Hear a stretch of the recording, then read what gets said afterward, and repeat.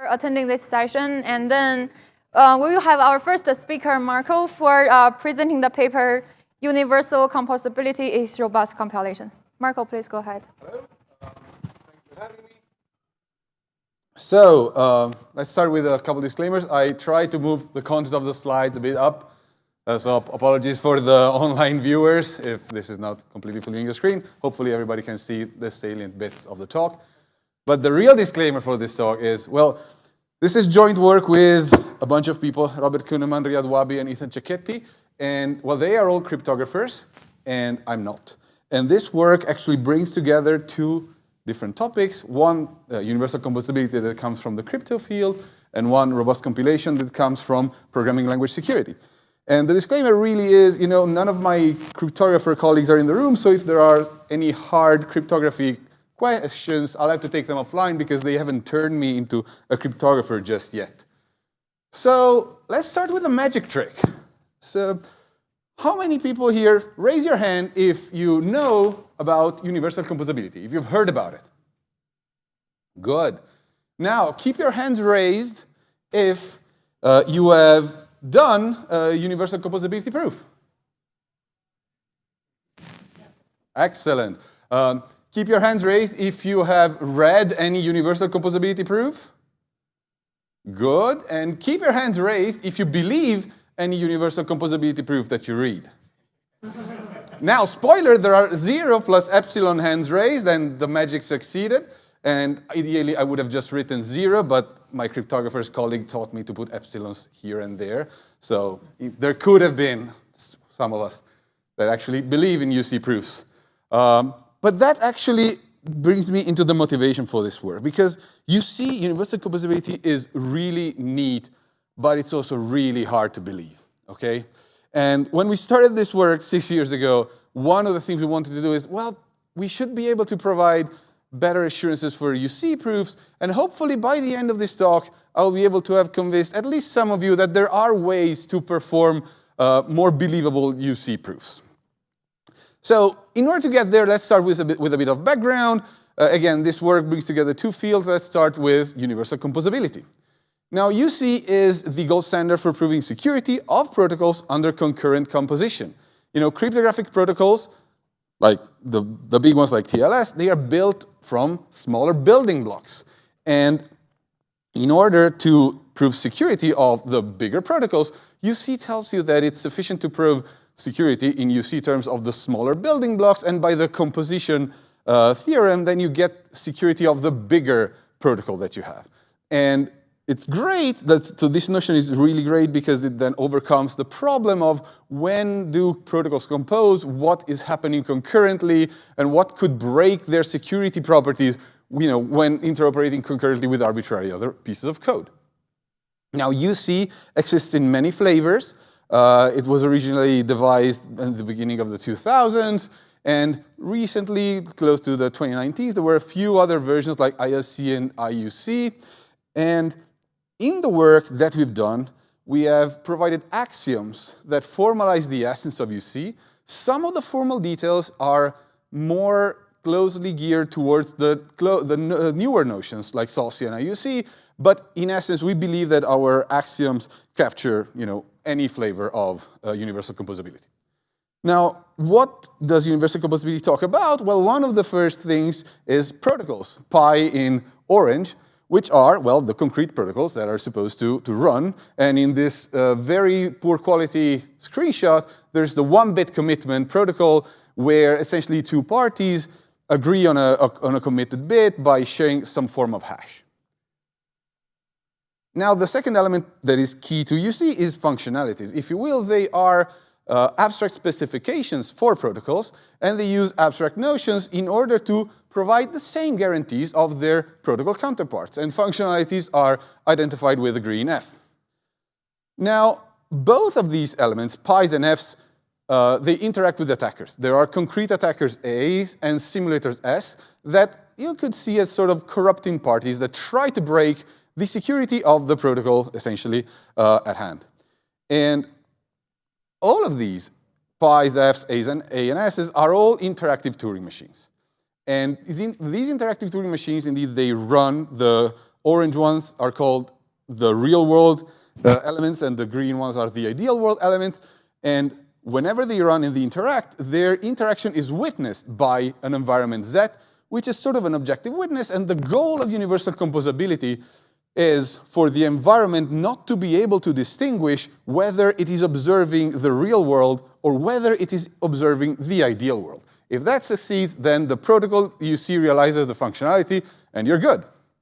Now, visually, we could see UC in these sort of like two triangles that capture the interactions of the real and the ideal world as witnessed by the environment. And formally, you know, universal composability, we can state it as the protocol UC realizes a functionality if for all attackers there exists a simulator, such as for all environments, the real world execution is indistinguishable, the double squig arrow, from the ideal world execution.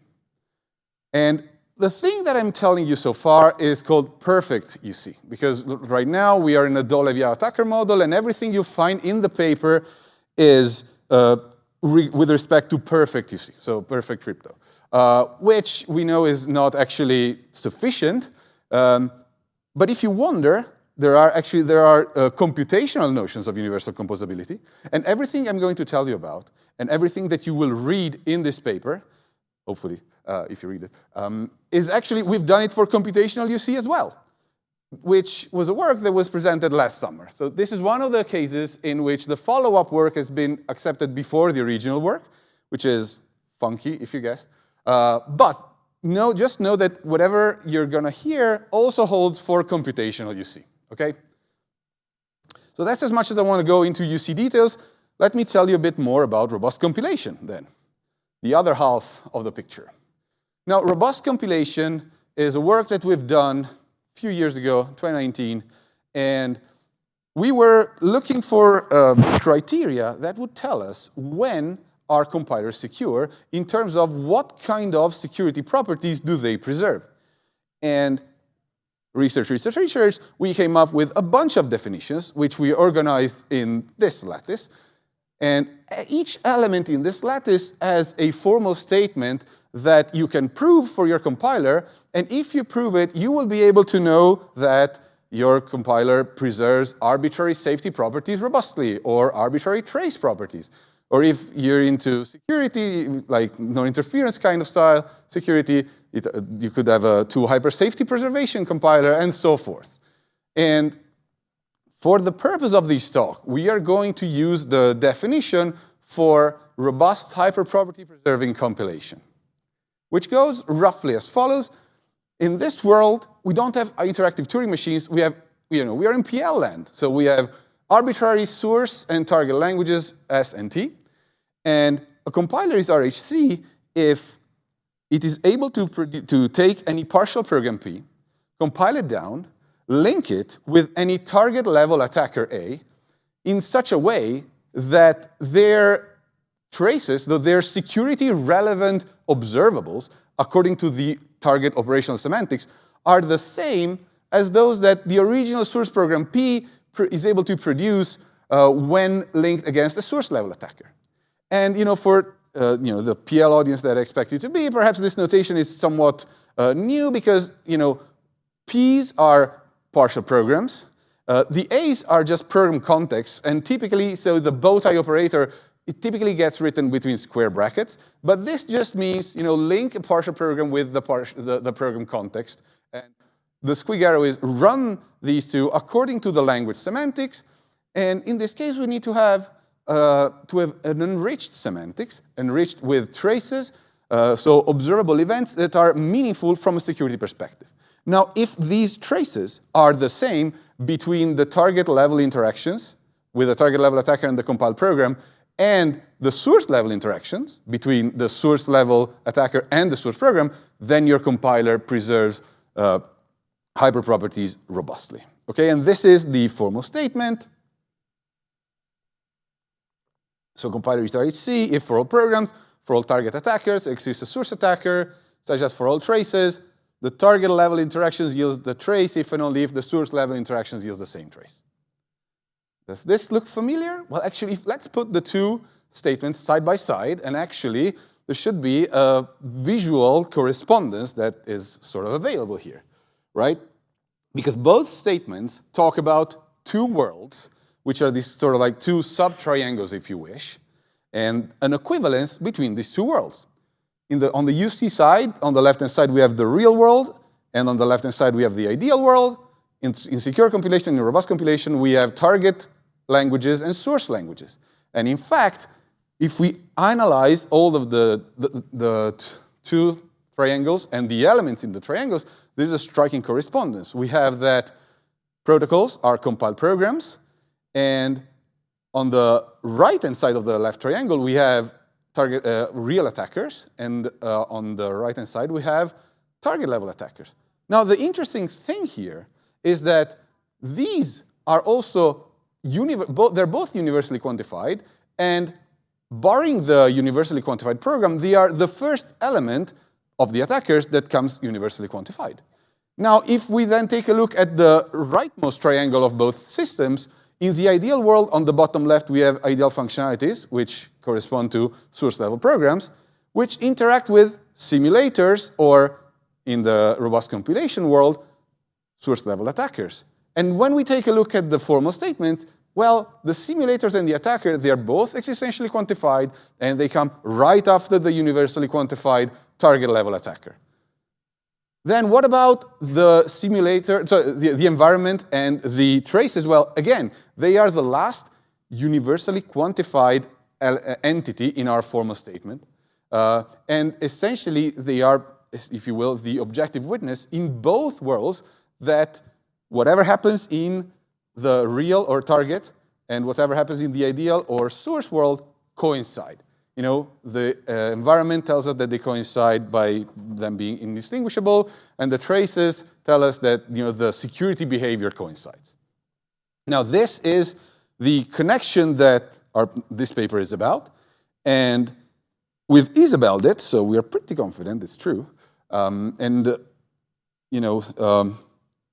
There is a connection between all of the elements I was talking about, but there are some elements which, you know, if you squint, there's like, well, some things are they exist on one side of the world, but not in the other. For example, compilers. In fact, in PL, we often have these nice inductively defined compilers on the source level syntax, whereas in universal composability, we don't really have a compiler that translates an ideal functionality down to a protocol. There's typically just what you could call it a human translation or a human correspondence between the two. And so there are some elements which indeed require a bit of craftiness in the Isabellization, but, well, you know, this holds, so yay. But so, besides yay, why should you care that this connection holds? Now, we've seen that two things are essentially the same, they have the same spirit at heart. Well, there should be benefits for both worlds. And on one side, so for the robust compilation world, well, you could prove robust compilation via UC proofs. And interestingly enough, this was this sort of half of the correspondence is something that other people had discovered in the Viaduct paper at PLDI-21.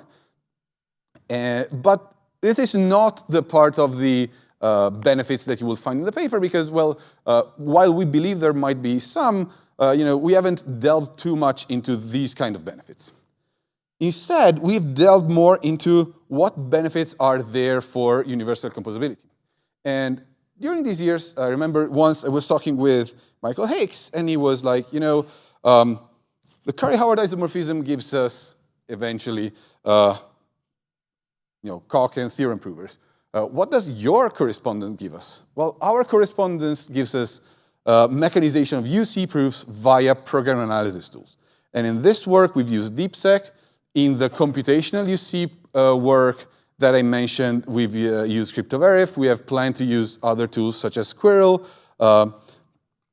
And one of the reviewers was very kind to point out, look, this is kind of already known. Like computer-aided cryptographers kind of already do that. But with our connection, you get the formal guarantees that actually when you can indeed use these tools to derive UC proofs, and what you get are actually UC proofs, okay? So how do you go on and then use this to mechanize UC proofs? Let me give you an example from the paper where we mechanized the one-bit commitment protocol. So the first thing is, well, you take a protocol, and hopefully there already is an ideal functionality, and you code them up as DeepSec process. Easy. Then you start building typically the simulator for UC, and which is the missing ideal process, if you will. And the nice thing is that the vast majority of its code, I think a good 90% of its code, can be done using two things. One is back translation proof techniques, which is a proof technique that we borrow from the secure compilation literature, and that helps us in the development of the simulator. And this is almost automatable, okay? And the second thing is we have ported the dummy attacker theorem from the UC literature into our connection, and that lets us simplify the amount of essential processes that we need to code up in DeepSec. Finally, there is still some fun left, okay? So this procedure does not yield the full UC proof, as in universal composability and as well in robust compilation. There is some creativity required in order to put the security argument in the proof somewhere, okay? And, well, the fun part is still there for us, although, all the rest of the tedious, the boilerplate is sort of taken care of by, the second step. And then in the third step, we had to, add 4 lines to the DeepSec processes that would encode the security reasoning that make the proof go through. For simplicity, we wrap all of these processes with an environment that acts as a proxy and essentially regulates the scheduler for DeepSec so that we can keep track precisely of whenever messages are coming in from the DeepSec environment or attacker and into our processes. And then finally, we need to add missing lines, because when I was doing this proof, it was all nice and well until almost the last point, and then DeepSec was telling me, well, these are not equivalent. I'm like, no, they should be. And then I go back to my cryptographer's friend, and I'm like, look, DeepSec is complaining. And they're like, oh, yeah, of course it's complaining, because in an adaptive attacker setting, you cannot have a commitment protocol that retains both the binding and the hiding property. So of course the proof cannot go through. And so I went back and I gave up on the hiding property and added another couple of lines of code, and then DeepSec was fine. Then at that point, the proof was able to go through, and then we had the first mechanized proof of universal composability for the one-bit commitment protocol in the adaptive corruption setting. So what more will you find in the 64 pages that this paper is built of? Well, you'll find the axiomatization of the UC semantics, the isabelization of the connection that I presented. We then have formalized the condition to use this connection indeed with arbitrary languages, right? Because indeed this connection, in order to use this connection, for example, for DeepSec, we needed to instantiate some axioms to make sure that the DeepSec language would be okay to be used in our connection, because they need to respect some composition, some very simple axioms. We have formalized composition action because in the UC literature there are various composition operators for composing protocols, composing attackers, etc. Whereas typically in PL we just have linking of modules and we're happy. And then we have the mechanization of the UC proof for one-bit commitment, both for the static and for the adaptive corruption system. And then, because it's a journal first, we could pack it with a lot of insights that we've developed throughout the years. And let me finish with one of those, well, which goes as this. A security proof between interactive Turing machines is a UC proof, whereas a security proof between arbitrary languages is a robust compilation proof. So that's it for me. I'll be happy to take questions now.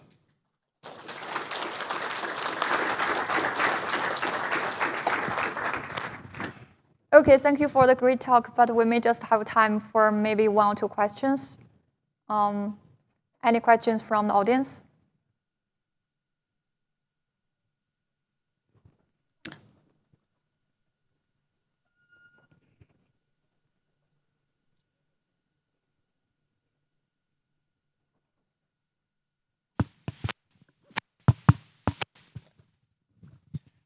Hi, so this is great stuff.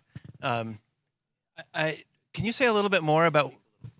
Can you say a little bit more about what happens when you go to the computational setting? Well, one thing is this is not sufficient anymore when you go to the computational setting. Like all the nice work that we'd done here was not sufficient. So we needed to bring RHC to a computational setting and essentially talk about, essentially we have hyperproperties which have a notion of polytime something. I don't remember which one. I think they have a notion of polytime contexts, and essentially, yeah, you need to bake the polytime arguments into the hyperproperties that you want to preserve. You get a new element, which we haven't actually related to anything in this lattice, so it goes somewhere on this slide, and then it works. But then again, that's the CSF'24 paper. More details there. But so that was the main change. Thank you.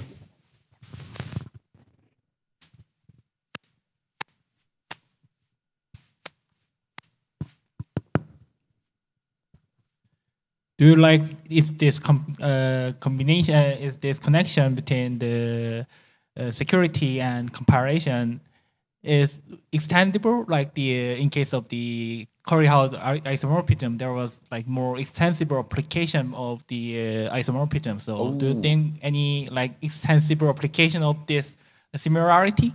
Yeah, that's a good point. I'm not sure. Or rather, well, there is a section at the end of the paper where there were alternative definitions to UC for this kind of composability, and indeed we had found out that, or rather, we have conjectured, and some of these I think we've proven in the past years that some of these alternatives relate, for example, just to trace property preservation or just to robust safety property preservation.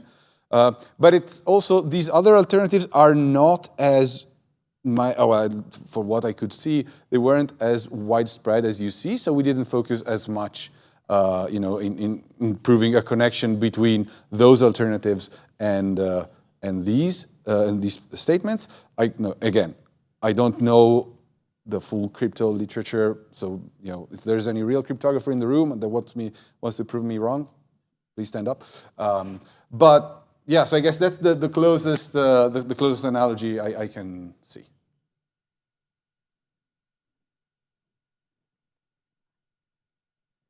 Okay, thank you for all the questions. All right.